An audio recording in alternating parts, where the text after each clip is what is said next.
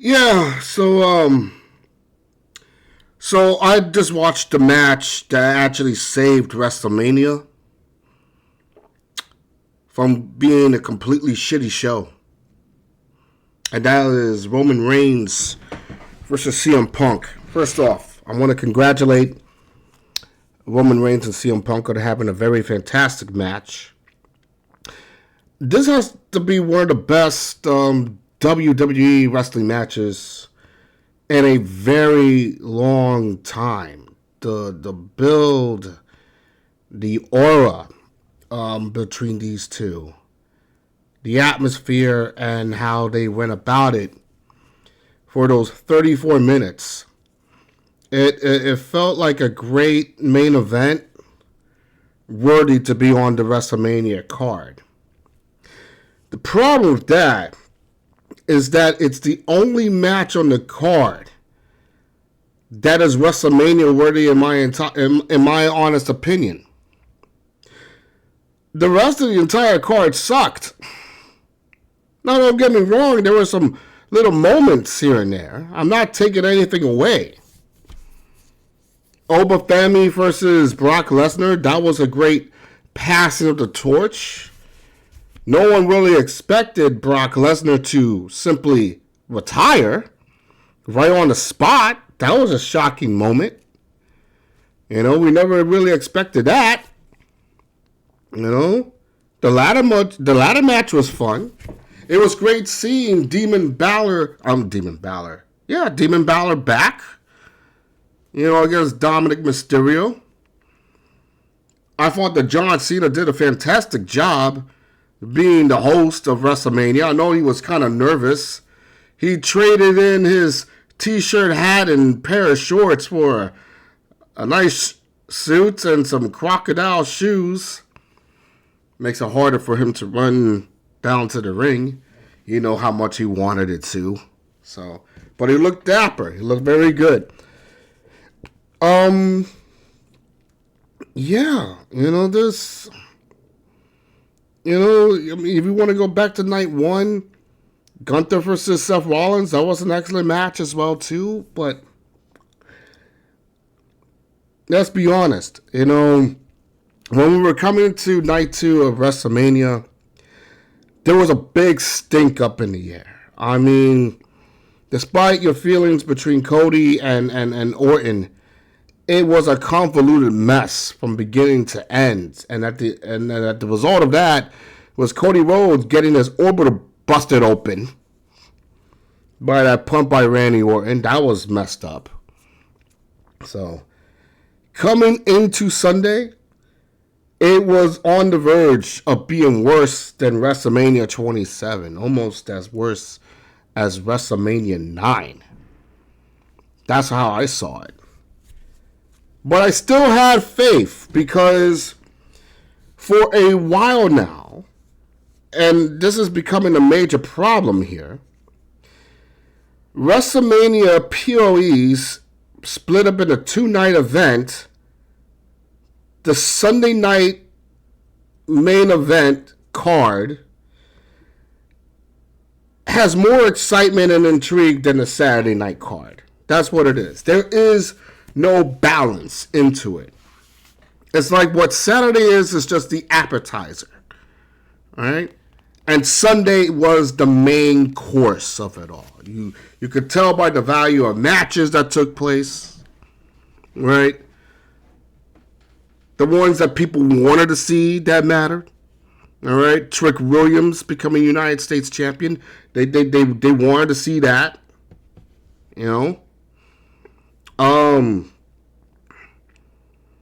The whole aura was there on a Sunday night that you normally did not get on the Saturday night version. Because even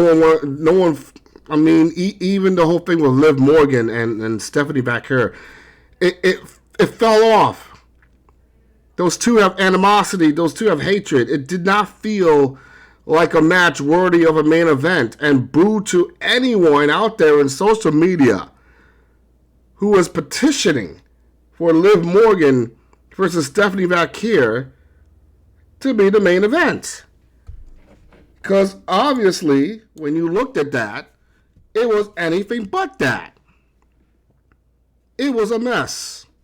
From the music video to the battered woman look from Liv Morgan, which was very cringy at times, to everything that went on. So a lot of people had a bad taste in their mouths going into Sunday. And then you go into Sunday, you have Oberfenning versus Brock Lesnar. And, they tore it down. For as little as it's worth, it was great. It got the crowd excited. Then you had the ladder match. Javion Evans doing all these moves, everything like that. That showed some excitement around here. I didn't really get into much of the Rhea Ripley and Jay Cargill thing. I just got tuned out of it.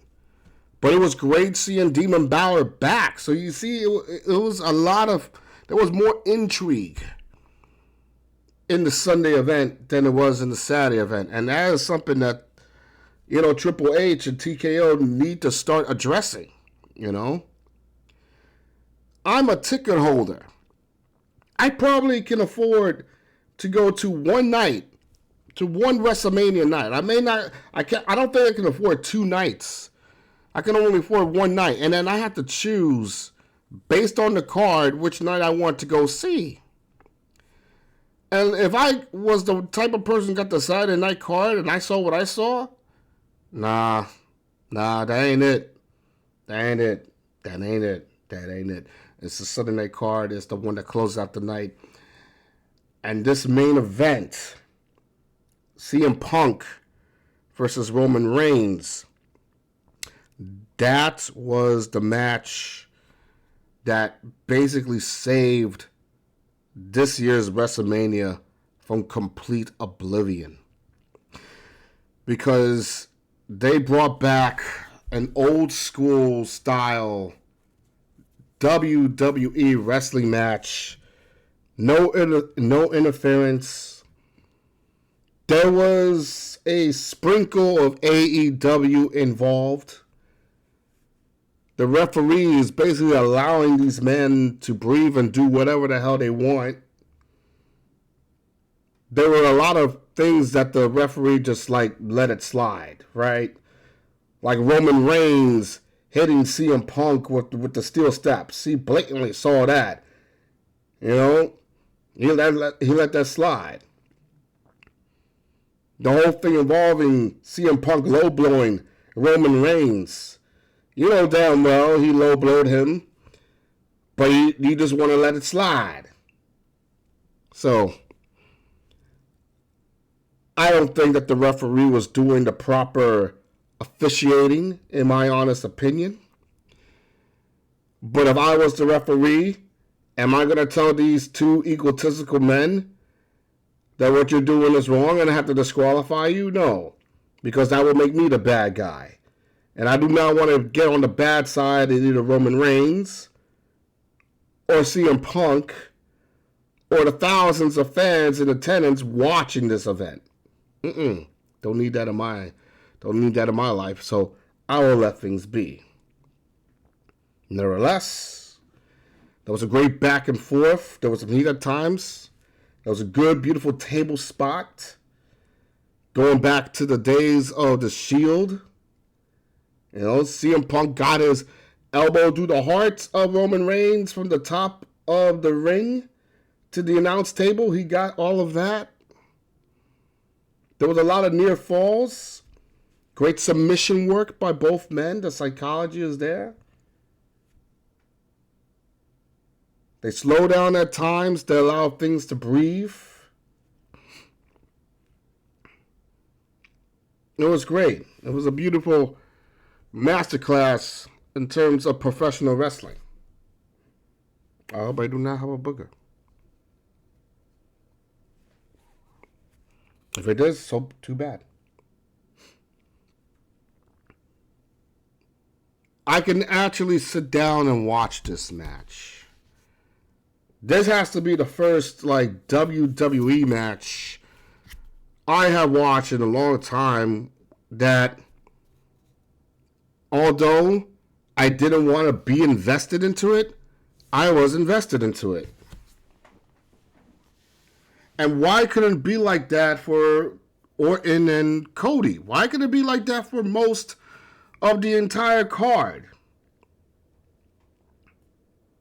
Now, it turns out that the producer of that match was also the same producer who did Obafemi and Brock Lesnar, and that was Paul Heyman. I don't remember if Paul Heyman was inducted into the WWE Hall of Fame yet. I think he was, because that man is a Hall of Famer for a reason. He bends the minds of wrestling. He is the smartest, one of the smartest minds in professional wrestling. And he cooked that up. Plus, listen, it's Punk, it's Roman. He's been invested in both of them. You know, he's invested in Brock Lesnar as well. He knows how to make these men look good. Don't be surprised if later on down the road, Omafemi and Paul Heyman become like this. Because now that Brock Lesnar is gone, Heyman may want to have a new next big thing, right? Obafemi, bro. Yeah, you think I was gonna hate? You think I would hate on this match because I'm usually the type of guy who said WWE. You know, I still do. You know, I didn't like everything the weeks leading up to it. I don't like how they were treating the fans, but you know what? When the lights were on, the atmosphere was bright. Everything worked out the way it should be. Now, with that being said, do I think that this is the greatest WrestleMania of all time? Absolutely not. I don't care what anyone else can tell me. One great match does not make a great PoE, pay-per-view. Perhaps if they condense it with the matches that really did matter, that really did show out with the crowd, like you have that, the Cody and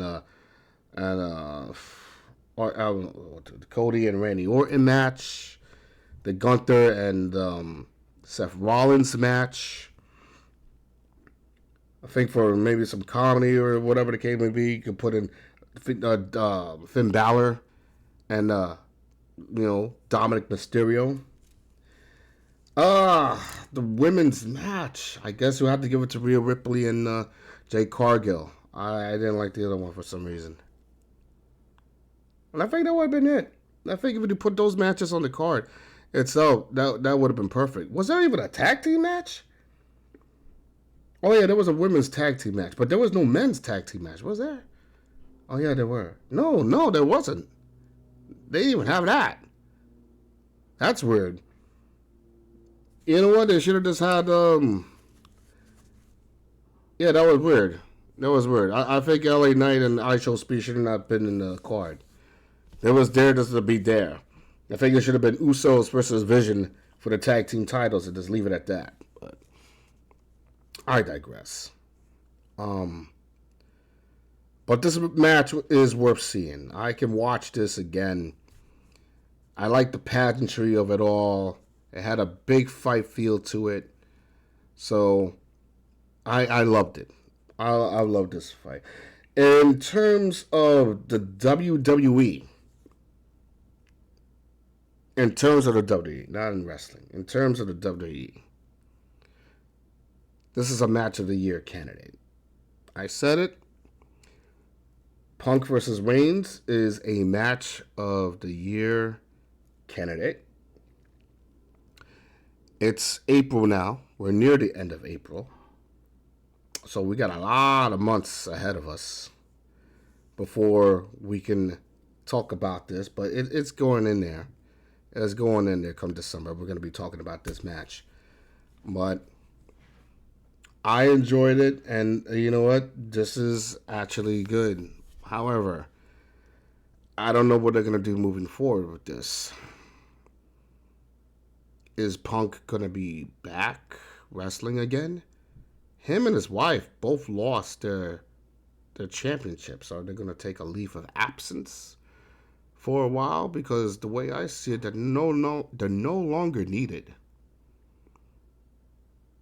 There's no reason why we need Punk for at least the most part of the spring heading towards the summer. There's no reason why we need AJ Lee, to be honest with you. Those two can take a long, lengthy vacation and then come back come SummerSlam, right?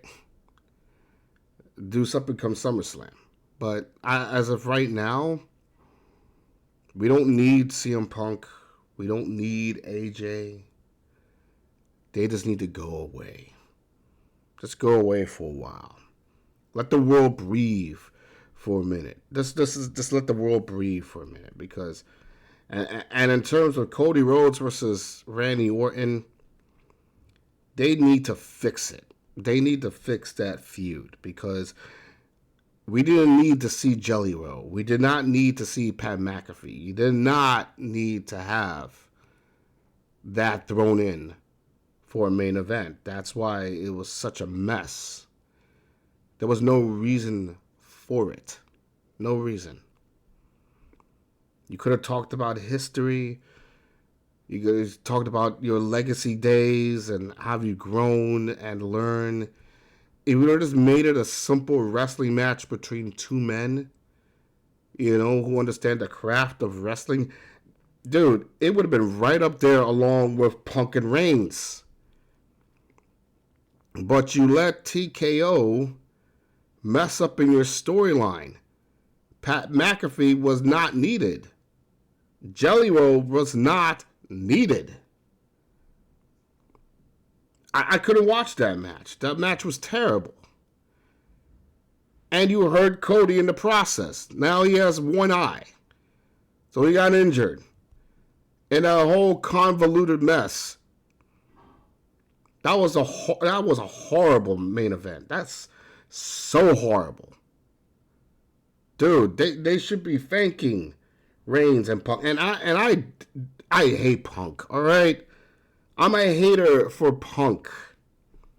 I'm a hater for Mr. Phil Brooks. Mr. Phil Brooks was not fragile on that night. He was not fragile. He came in and did his job. His jacket, he paid homage and paid respect to those men who passed away along that journey to that main event. He gave respect to Harley Race with that crown, beautiful crown. He had the Puerto Rican flag to support his wife. He had the patch for, his dog Larry. He was the Peter McNeely to Roman Reigns as Mike Tyson. This is for Paulie. For sure, for you. Yeah, he was like a typical Chicago guy. A typical Chicago guy going up against Mike Tyson, dude, in a money fight. That's exactly what that's the vibes I was getting, basically. So you know what happens from here, right? So tonight is the Raw after WrestleMania. So, expect some big surprises to happen. There have been a lot of talk about Obafemi going up against, Roman Reigns. Listen, if Obafemi can, he's been given the keys now, right? Brock Lesnar passed the torch to him. So now Obafemi has to roll with it, and he can't screw up between now and the summer. He has to come out being the top guy, being the man, right? Because right now they're losing in star power right now. If you really think about this, within the past 5 months, we lost John Cena, AJ Styles. Now, Brock Lesnar is now out. We have no idea how much longer we're going to see CM Punk You know the last remaining guy from that OVW group some odd years ago is Randy Orton. He's the last of the dying breed. He is legit the last outlaw. Randy Orton is the final outlaw, man, of that ruthless aggression era. He's the last outlaw. He is now truly Old Man Orton. My God, can you give this man a freaking championship by the end of the year? Can you please make Randy Orton a damn champion? Give this man his 15th. Stop teasing the man. Give him his freaking title already. Randy Orton should have been. I don't know why Why is Cody Rhodes still the champion? Why is he still the champion? That makes no sense to me. Why is he the champion? Why are you scared to pull the trigger and give it to Randy Orton? Why? Why? It made no sense. It makes no sense to me. How many more years do you think you have with this man? Can you just give the man a freaking, championship? One more run before he walks away on the sunset? My God. What are you doing? Stop giving it to the poster boy. Enough. Cody needs to descend into darkness and become a hero already. This probably must feel refreshing for some WWE fans, right? Because I usually just bash them. I'm an AEW guy. Still am. But this match last night, made me understand why people prefer WWE over AEW. It's a different vibe to it. All right? For some, they like the spectacle. They like to be suspended in disbelief. They like to feel that they're in a fantasy world and just be immersed into it.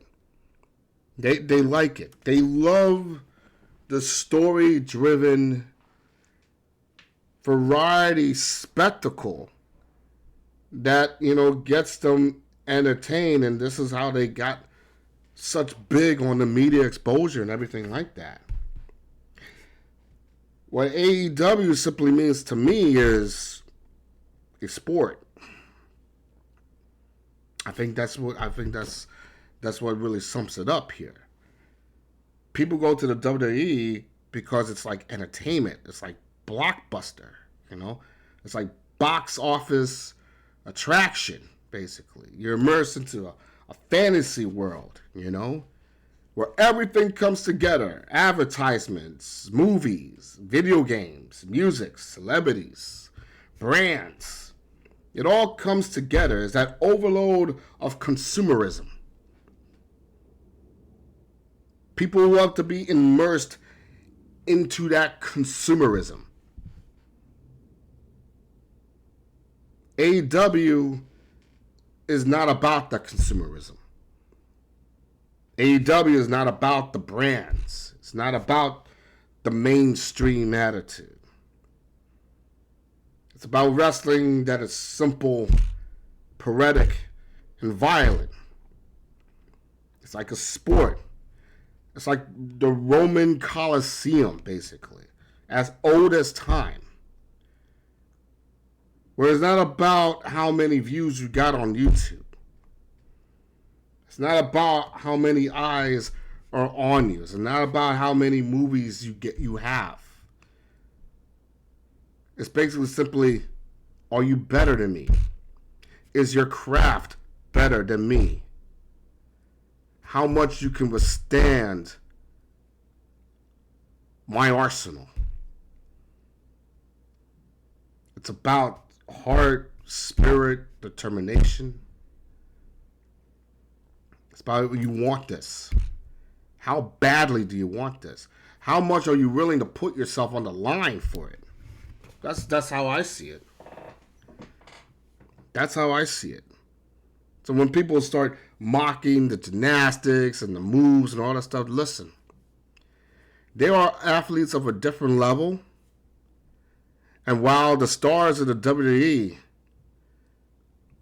were pretending to make it look good based on the limitations that they have, if you put them in the same ring in Japan as any of these guys in AEW, and you ask them to wrestle a Japanese, no shit intended, just style for style, discipline versus discipline, most of the WWE stars will get buried alive. But I'm not here to mock either promotion. I'm just telling you the difference and where my mindset usually goes. It's that type of alternative that people need to understand and at the same time start to appreciate. If we start appreciating styles of wrestling and understand who will be a right fit for one such promotion, who will be a better fit for such other promotion. If we just accept it as it is, then the wrestling world as a whole can heal. But we have douchebags online. We have douchebags on social media who doesn't want that. They want to keep it negative. They want to keep it divided because their lives are shitty. And since their lives are shitty, they need to find ways to make another person's life shitty. Even though the person on the other side of the computer is probably doing much better than they are, if they can just tug on their ego just a little bit and piss them off, it makes them feel good about themselves. You see what I'm saying here? You see what makes sense here? It just, that's how I see it, you know? That's how I see it. I don't know, man. I don't know. I loved it. I thought that was a great finish to an otherwise meh pay-per-view. But now they got to do this next year in Saudi Arabia. I don't know how the public is going to feel about that. I mean, this is one of the only places, I guess we'll have to talk about that later, but that is one of the only places where normal Americans cannot go to unless you really have money or connections or you're really not afraid about what goes on over there. There's a lot of factors in play here. To take a trip all the way to Saudi Arabia to watch Wrestlemania, dude, that's a mission. This is not even Las Vegas anymore. This is a mission. In Saudi Arabia, they don't need you. All right? The WWE doesn't need any international fans in Saudi Arabia. The Saudis can take care of it just fine. They already have a sold-out crowd in Saudi Arabia before WrestleMania even begun. So they're going to get stupid money regardless of you guys even showing up. So that is on you. This year, they kind of needed you. This year, they kind of needed the fans. 6,000 people all together for WrestleMania. That has to be the lowest in terms of those two-night affair. 50,000 people. Crike. I mean, it's still a lot of people, but it's not really WrestleMania level type of people. And I think you kind of oversaturated the market by having these stadium shows. I mean, on the surface, yeah, you're making more money because you got more fans paying tickets to watch your product. But then when you continue to have stadium shows, it makes the actual WrestleMania itself look stale in comparison. That makes sense? Because when you think of WrestleMania, you think about the large stadiums, larger than life. But when you're having a stadium show in Petco Park for Royal Rumble, when you're having a stadium show, like in Paris or in Germany, when you're having a stadium show in Australia, when you're having a stadium show in Saudi Arabia, it cheapens the product. You have a stadium show for SummerSlam. It cheapens the product. You went overboard. Now it's like it's almost expected that every show will be like a stadium show. It kind of lost its luster a little bit when it comes to WrestleMania. So something to think about in the future. Anyway, that's my podcast here regarding Punk and Reigns. I can't believe I actually said something nice about a WWE match. That's crazy. That's definitely not me. That's definitely not me. But I liked it, man. It was great, man. If you liked what you see, give me a like and subscribe, and send me some comments or whatever, and then we'll talk again next time. Peace.